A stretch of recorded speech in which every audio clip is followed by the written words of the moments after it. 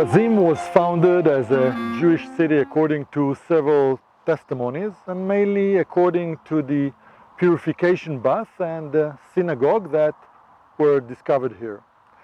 The city was founded in the 1st century in the northern, higher part of the hill on which it is located. Later, Korazim developed towards the south and the west area, and that occurred at the end of the 3rd century or the beginning of the 4th century. At that time, it reached its peak and extended over most of the hill on an area of 70 dunams, equivalent to approximately 17.5 acres. Probably during this period, the synagogue and its central quarter were built. Today, we will focus on the town's impressive synagogue from the 4th century. The addition of the synagogue created a center to the town that includes the synagogue, the plaza in front of it, other important buildings such as residences of the town dignitaries. The synagogue is of a type built in many other locations in Galilee, and later I will explain the meaning. The difference here that it is built of basalt stones, the stones that dominates the place. The front of the building is facing south to Jerusalem.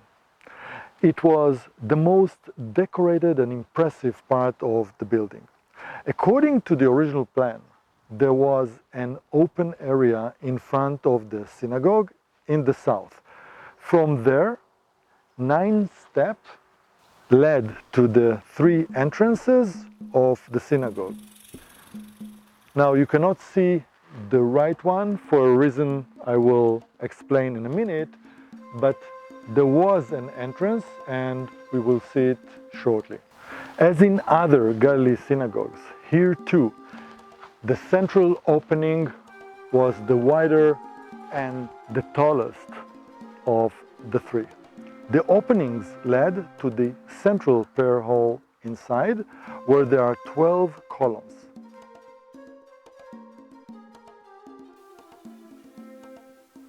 The columns divide the space into a central hall, surrounded on 3 sides by narrow and long halls. Apart from the southern wall, along the other 3 walls, there are 2 rows of benches, built one above the other, that served as seats for those gathered for prayer, indicating a large number of worshippers. You can clearly see the original row with the black stone and the retrofit that has gray color. Originally, the entire area of the hall was probably paved with flat basalt slabs, nicely adapted to the stylobate level, as you can see here. Apparently, the 12 columns supported the 2nd floor of the building. You can see above the capital of the columns, they were placed on architrave with a frieze and a decorated cornice. Above them was placed a 2nd series of half columns and capitals that formed the decoration of a raised space in the center of the building. With the partial destruction of the city, probably in the middle of the 4th century, the synagogue was also partially damaged, and it was not possible to restore it based on the synagogue original plan. This is why changes were made to the synagogue in a later period, probably at the end of the 4th century or the beginning of the 5th century. As part of these repairs, the internal arrangement of the columns was changed, and some of the front stairs were out of use, and in their place two entrance openings were established. One was a narrow opening in the west of the facade, and the other was a wider opening that led through stairs from the east to the surface of the synagogue. The western wall was rebuilt. The benches were repaired, and the synagogue was partially paved with a plaster floor. Impressive items that worth looking for. So let's start with magnificent shell. Decoration that is not clear where it was located, perhaps above the Holy Ark. Also, a copy of an unusual find, Moses seat. It is a stone chair carved from basalt, square, and its back is decorated with a flower pattern. On the chair is engraved a dedicatory inscription in Aramaic, which translated into English reads as follows: Remember Rabbi Yehuda ben Rabbi Ishmael, who paid for the pillars and stairs. May he be with the righteous.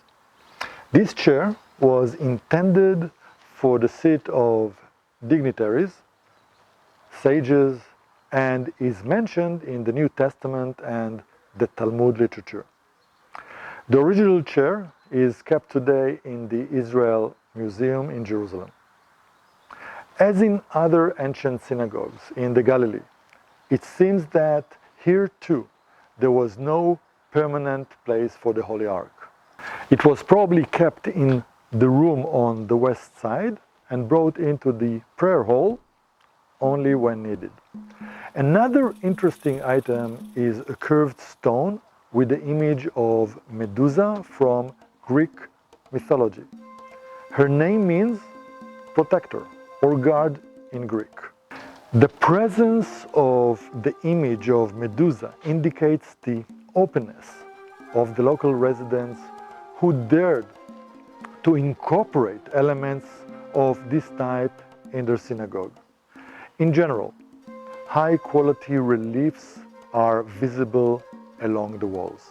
Most of them depict human figures, animals, mythological figures, plants, and engineering-shaped decorations.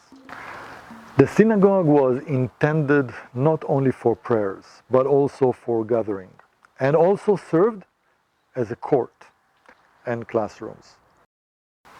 Two groups of coins were found. One group with over 400 coins from the beginning of the 4th century. The second group, containing 1,500 coins, was found in a section made inside the synagogue near the south wall in front of its 3 doors. These coins were scattered throughout the excavation area in places where the pavement was missing. Most of the coins are from the end of the 4th century.